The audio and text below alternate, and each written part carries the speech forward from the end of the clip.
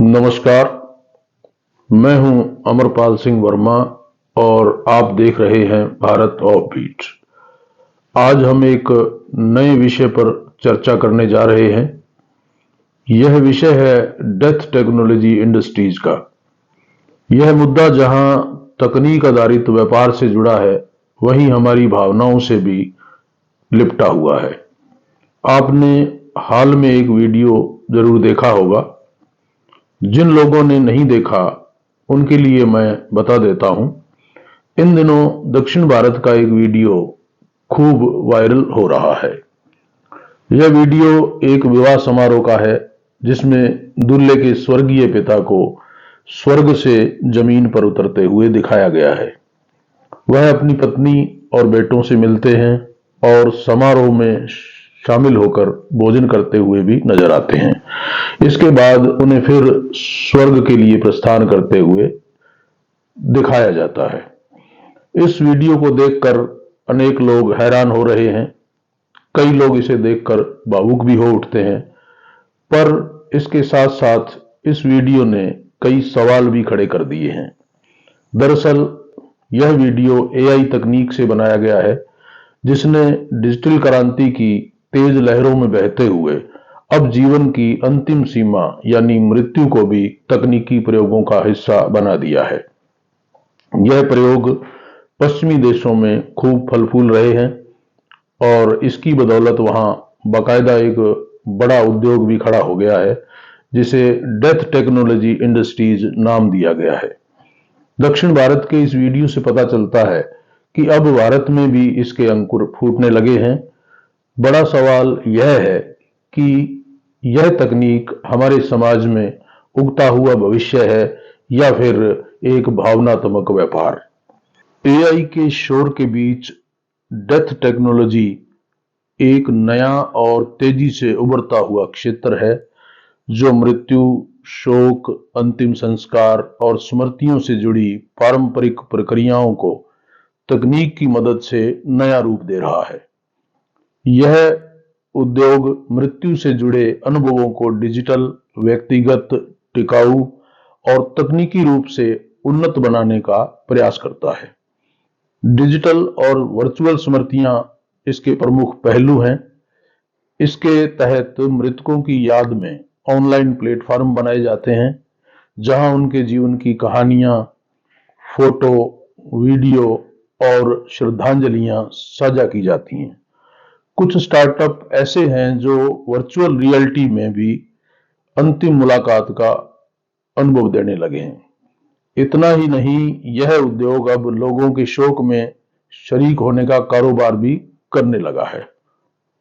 ऐसे कई AI chatbots हैं जो मृतक के बात करने के ढंग और यादों को समेटकर ऐसा अनुभव देते हैं जैसे लोग अपने स्वर्गीय परिजन से ही बात कर रहे हों। विदेशों में यह सब खूब लोकप्रिय हो रहा है और इसने वहां बाकायदा एक बड़े बाजार का रूप ले लिया है। अब भारत में इसके लिए कारोबारी संभावनाएं तलाशने के लिए काम हो रहा है। जिस घर में भी मृत्यु होती है, वहां के लोगों को सांत्वना की जरूरत पड़ती है।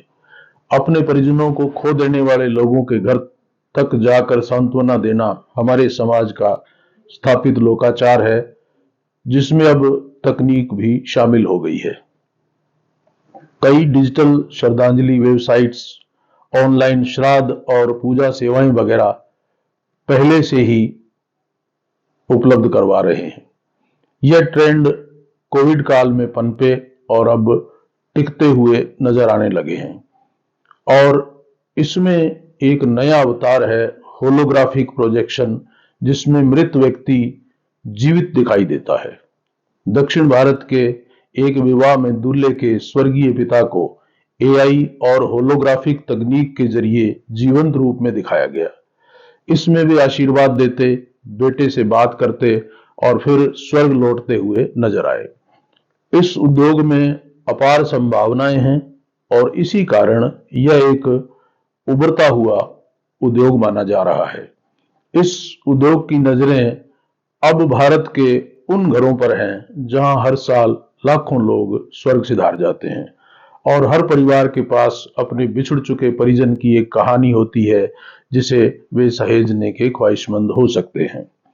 आंकड़ों पर नजर डालें तो भारत में हर साल 8.4 मिलियन लोगों की मौत होती है, यानी लगभग 22,500 लोग प्रतिदिन और 937 लोग हर घंटे और 15-16 लोग हर मिनट इस संसार को अलविदा कह जाते हैं।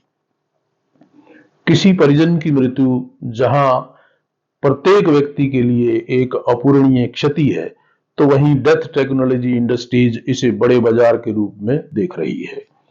हालांकि पुरोहित वर्ग इसका विरोध कर रहा है, पर कोरोना के बाद शहरी मध्यम वर्ग और एनआरआई समुदायों में मृत्यु से जुड़े संस्कारों से ऑनलाइन जुड़ने की मांग तेजी से बढ़ रही है।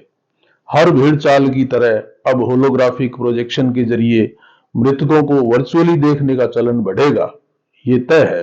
पर बड़ा सवाल यह भी है कि इस उद्योग के फैलने का समाज पर असर क्या होगा। क्या यह वास्तव में भावनात्मक सुकून का जरिया है या मानवीय संवेदनाओं से खेलकर पैसा बनाने का एक नया धंधा। इस पर चिंतन की जरूरत है। भले ही इस तकनीक का उद्देश्य श्रद्धा और स्मृति को बनाए रखना है, परंतु इसके दुष्परिणामों को अनदेखा नहीं किया जा सकता। जहां एक और यह तकनीक प्रवासी भारतीयों, तकनीक प्रेमी नई पीढ़ी और अपने परिजनों को खो चुके भावुक लोगों की पसंद बनकर उभर सकती है, वहीं दूसरी ओर इसके अति भावुकता का व्यापार आर्थिक शोषण और मानसिक असंतुलन का कारण बनने का भी डर है। हमारे जीवन दर्शन में मृत्यु एक स्वाभाविक चरण और शाश्वत सत्य है जिसका घटना लाजिमी है। हमें मृत्यु को स्वीकार कर आगे बढ़ना सिखाया जाता है। फिर यदि हम अपने परिजनों को पुनर्जीवित होते देखते हैं तो सवाल उठता है कि क्या हम मृत्यु को स्वीकार कर पा रहे हैं। किसी परिजन को श्रद्धांजलि अर्पित करना अलग बात है, पर जब हम तकनीक के जरिए मृतकों को पुनर्जीवित करते हैं तो क्या हम सच में श्रद्धांजलि दे रहे हैं या अपने मोह और मृत्यु को अस्वीकार करने को तकनीकी जामा पहना रहे हैं। किसी परिजन की मृत्यु को स्मृतियों में सहेजना और उससे प्रेरणा लेना तो समझ में आता है, पर उस मृत्यु को न होने जैसा दिखाना, एक घट चुके सच को भावनात्मक रूप से अस्वीकार करना ही तो कहा जाएगा। लिहाजा हमें देखना पड़ेगा कि यह उद्योग कहीं मृत्यु रूपी सत्य को अनदेखा करने का माध्यम तो नहीं बन रहा। हम अपने स्वर्गीय परिजनों की आत्मा की शांति के लिए प्रार्थना करते हैं। इसके लिए पारंपरिक धार्मिक विश्वासों के आधार पर क्रियाकलाप भी करते हैं। उस आत्मा को मोक्ष मिले, इसके लिए प्रार्थनाएं की जाती हैं। जब किसी की मृत्यु के उपरांत हम उसकी आत्मिक शांति के पक्ष में हैं तो उसे बार बार वर्चुअली बुलाना, एआई के जरिए उससे संवाद करना, क्या यह आत्मा को बांधने के क्रियाकलाप में नहीं गिना जाएगा? क्या यह सब उस आत्मा की शांति में दखलंदाजी जैसा नहीं होगा? जिस व्यक्ति के मोक्ष की हम कामना कर चुके, उसे इस प्रकार रूबरू कर लेना क्या पुनः आह्वान नहीं कहलाएगा? एक शोकाकुल परिवार जब एआई के जरिए आत्मा से बात करता है तो क्या ऐसा करना यथार्थ से दूर भागने की शुरुआत नहीं है? दिवंगतों के होलोग्राम को बार बार देखना क्या वियोग के दुख को बढ़ाएगा नहीं? हमारे देश में जहां मानसिक बीमारियों को बीमारी ही नहीं माना जाता है, यह तकनीक वहां परेशानी को बढ़ाने का सबब बन सकती है। यह एक ऐसी तकनीक है जिसके जरिए भ्रांतियों और मानसिक भ्रम का खतरा मंडराने से कोई इनकार नहीं कर सकता है। इससे अनेक वृद्धों, भावुक व्यक्तियों, मानसिक रूप से संवेदनशील और दिमागी तौर पर अस्वस्थ लोगों की समस्याएं बढ़ सकती हैं। होलोग्राम पर मृतकों को बार बार देखना और चैटबॉट्स के जरिए उनसे बातें करना ऐसे लोगों को भ्रमित कर सकता है। डेथ टेक्नोलॉजी इंडस्ट्रीज भारत में अपने आरंभिक चरण में है, लेकिन इसके बीज बोए जा चुके हैं। कोई भी तकनीक अपने आप में न बुरी है और न अच्छी है, पर इस पर तो चिंतन होना ही चाहिए कि उसका उपयोग किस दिशा में होता है। भारत जैसे भावनात्मक, सांस्कृतिक और धार्मिक देश में यह उद्योग जितना लाभदायक हो सकता है, उतना ही संवेदनशील भी है। आवश्यकता है कि इसे एक मूल्य आधारित दिशा दी जाए। यह तकनीक श्रद्धा की सहायक बने, पर उसका विकल्प नहीं बननी चाहिए। मृत्यु शाश्वत सत्य है और हमारे यहाँ इसे स्वीकार कर आगे बढ़ने पर जोर दिया जाता है। पर बड़ा सवाल है कि क्या ये उद्योग इस विचार के विरुद्ध नहीं है? क्या यह उद्योग अपने पर भावनात्मक निर्भरता और भ्रम का एक डिजिटल संस्करण प्रस्तुत नहीं करता है? निश्चित रूप से यह उद्योग मृत्यु का बाजारीकरण है। बाजारवाद के कंधों पर सवार तकनीक के जरिए श्रद्धा का अर्थ ही बदल जाएगा।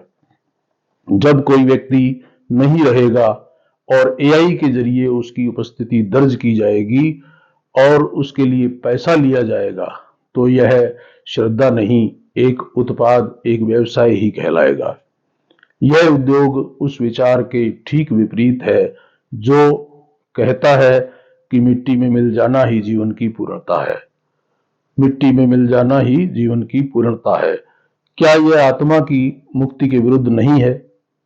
तो फिर क्या इस उद्योग को नकार देना चाहिए? जरूरी नहीं कि हम पूरी तरह से इसे नकारें। नकारने के बजाय हमें श्रद्धा और तकनीक के बीच एक संतुलन बनाना चाहिए। इस तकनीक को संवाद तक पहुंचाने के बजाय श्रद्धांजलि तक सीमित रखना चाहिए। स्मृतियों को सहेजना गलत नहीं है, पर बीती बातों से वर्तमान का भ्रम नहीं पैदा होना चाहिए। अगर यह तकनीक मृत्यु को सम्मान देती है तो यह सही है, पर मृत्यु को नकारने या मिटाने वाली तकनीक को स्वीकार करते समय कई बार सोचा जाना चाहिए। यह उद्योग हमें एक नई दुनिया की ओर ले जाने की चेष्टा कर रहा है, पर हमें यह याद रखना होगा कि मृत्यु को स्वीकारना ही सबसे बड़ी परिपक्वता है। तकनीक श्रद्धा की सहायक बने, लेकिन वह श्रद्धा का स्थान नहीं ले, यह सुनिश्चित करना बहुत जरूरी है।